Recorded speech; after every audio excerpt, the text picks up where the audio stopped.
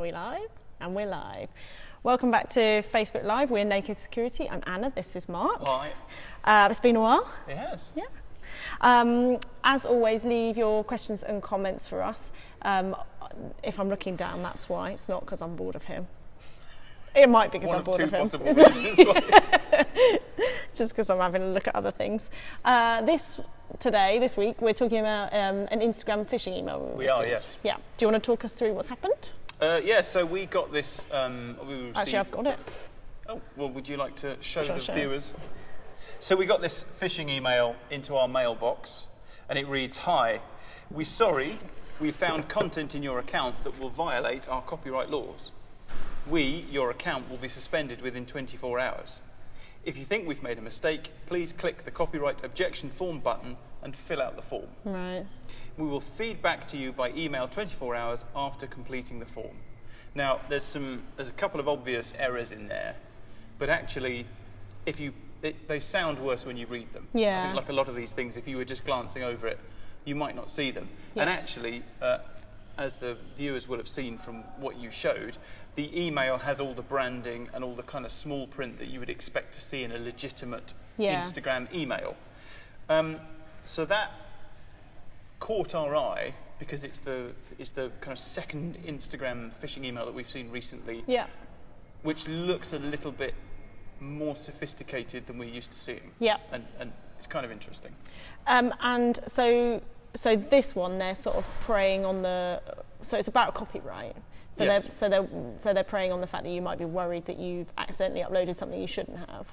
Yeah. So I think they're saying that, okay, somebody has reported you for copyright violation. Mm-hmm. When I was at college, I actually had to do some work around copyright because of what I was training in, and what I've realised since then is that not many people don't understand copyright. Yeah. But I think what they do understand is that copyright is a thing and that it's important. And so I think it's kind of preying on that grey area of people understand that copyright exists and is important, and so you might get reported for a violation, but they don't feel confident enough to say, well, that couldn't happen to me. Yeah. It's all my own stuff. Yeah. But the real threat here is the threat that they're going to close down your account. Yeah. So it's a copyright violation, but you've got 24 hours to respond. Yeah. And if you don't respond in 24 hours, you're going to lose your account. And that's the sort of thing that you see in successful social engineering. Yeah. So there is, it's plausible, it's well put together, and there is a sense of urgency attached to it. Right. Tor Eric says, "Hello, Not Duck." Oh, hello. Hi from Not Duck. Or did he mean you? Because you're not Duck either.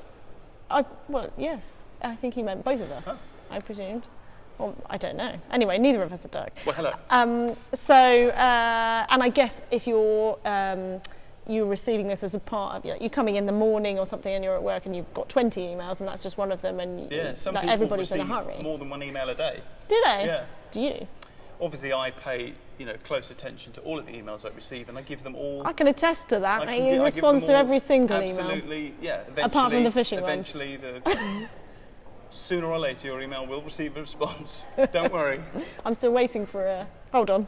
Oh no, we haven't got time. Do you want to talk us through the second fish that we saw earlier on, maybe this month, I think? Yeah. Or last So month, yeah. so fish zero, if you like. Yeah. So. And we talked about this on a podcast a few weeks ago as well. Mm-hmm. It was a similar Instagram email. It was another email that was pretending to come from Instagram, looked kind of official. Yep. And in that case, it said, somebody has attempted to access your Instagram account. You need to go log into your Instagram account and prove your identity with this 6-digit code. Yep. So again, it's a professional, it's a plausible scenario, because companies like Instagram and Google, they actually do that. They send you emails that say somebody's tried to access your account. In the first case, because of that 6-digit code, which looks just like a two-factor authentication code, they're sort of preying on that sort of vague security awareness that people have. So if you know what two-factor authentication is, you look at that code and go, that's a two-factor authentication code. That seems legit. And if you don't know what two-factor authentication is, you would probably just look at it and go, well, that kind of smells of security. Mm-hmm. And that's the danger in these things, that they have the right sort of ambience, if you like. Yeah, yeah. And so are people particularly interested in Instagram accounts, or is it just that that's just one of many that we see every day? I think the thing is, I mean, an enormous proportion of email is spam and phishing email. So you should just assume that people are trying to rob you of all of your stuff all of the time. These happen to be emails that stuck out to us because we thought these look of sort of unusually high quality. Yeah. But I guess behind that is the idea that, so this isn't just a high quality email. If you click the link on this email, it takes you through to a very well put together set of web pages that actually they try to take your username and password, as you might expect from a phishing email. It also tries to get your date of birth, although interestingly it doesn't actually do anything with your date of birth. Oh, really? It throws that away. Yeah. So obviously the people behind it have decided that asking for a date of birth looks a bit like an age check, and I understand that age checks are quite common in the US. Yeah. So it's all part of the pretense. And the interaction design, speaking as an interaction design nerd, the interaction design is actually very good. It provides all the sorts of cues that you'd expect to see in a well-designed application like Instagram. Right. So why would somebody go to all of that effort? Well, the reason that they would bother with all of that is because your Instagram account has some value. Yeah. They're not going to spend all the money that they need to on a phishing campaign like this unless there's money in it for them. Okay? So we can guess what they might do with it. Yeah. In some ways, it doesn't really matter what they might do with it, because whatever they do with it, you don't control your Instagram account anymore. Yeah. And that's a big deal. So Instagram, obviously very important to the people that use it. And for some people, Instagram's actually their business. Yeah. You know, the so-called influencers. Yeah.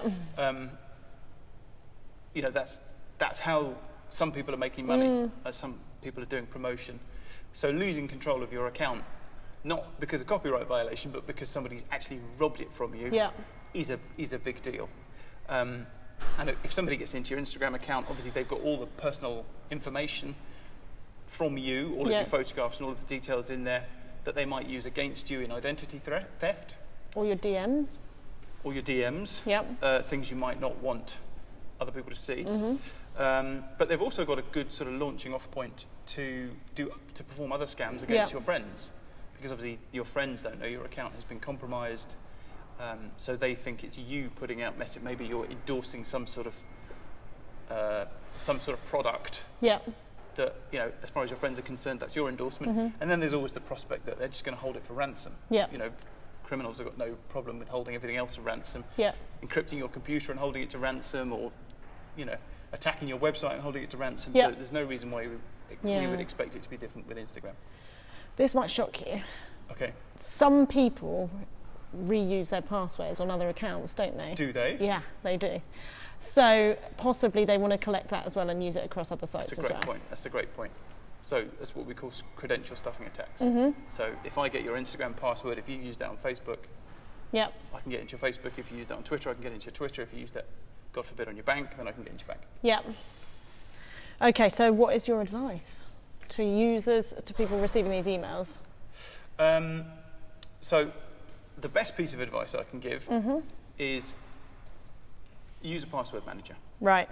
Because for all the heuristics in the world about, you know, don't click on links in emails, or, you know, don't look for mistakes and things like that, all of those things are useful but flawed. Right.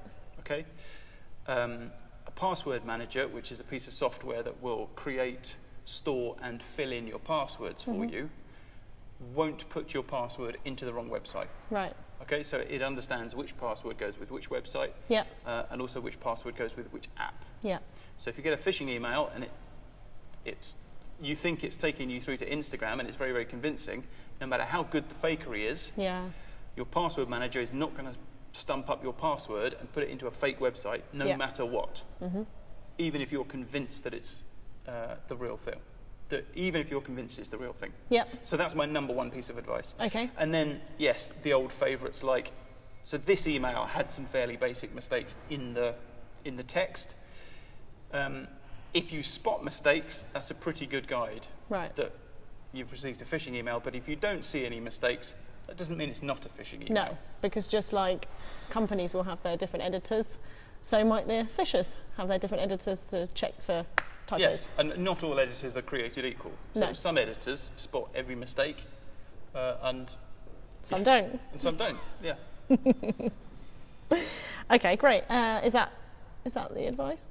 That's my advice. Okay, and what should someone do if they think their account's been compromised?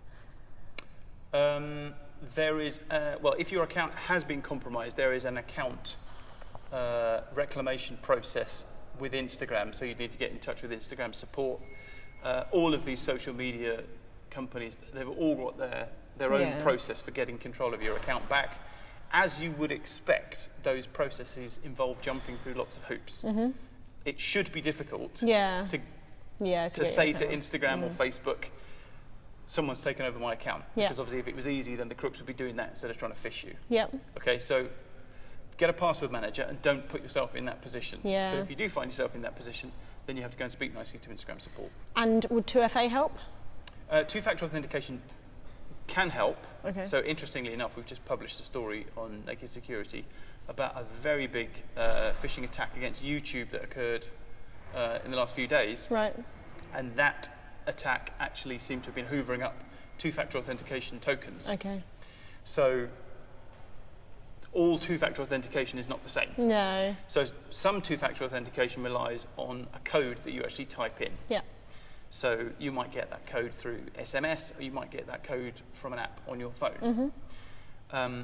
And if you type it in at the same time as your username and password, obviously the phishers can capture that code and use it with your username and password. Yeah. The difficulty for them is that unlike your username and password, which basically last forever, the code only lasts for 30 seconds. Yeah. So it's a more difficult job technically for phishing attacks to use that that code. Because they'd have to be right there. Yes, they have to do something with that code more or less immediately. Yeah. But like anything to do with computers, that process can be automated. Yeah. And there are tools that can help the bad guys to do this. So two-factor authentication with a code makes it less likely that you'll be phished. Yeah.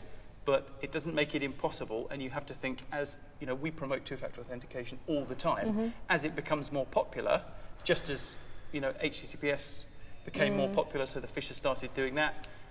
If two-factor authentication becomes more popular, then I imagine that phishing against two-factor authentication will become more popular too. Yeah. The exception to that is hardware keys. So arguably the most difficult form of two-factor authentication. So hardware key is a key that you stick in the side of your computer, right? Or it can be your phone, and your computer sort of connects to the phone and uses that as a hardware key. And that does a bit of cryptographic magic on your computer. Yeah. And then it uses private key crypto to authenticate you. And I forget the exact mechanism, but that has anti-phishing mechanisms built in. Okay. So that key knows which website it's going to share information with. So same as your password manager knows which websites your password manager is going to share passwords with, your hardware key knows which websites it will authenticate to. So it won't authenticate to a fake website. Okay. So in summary, so 2FA is good however you do it. Yeah. Even SMS, 2FA is much better than not having 2FA. Right. But all 2FA is not equal. Yep. Hardware keys are better than authenticator apps. Authenticator apps are better than SMS. Right. But all of those things are better than not having 2FA. Yeah. Perfect. Thank you. Well, I'm just seeing in the comments.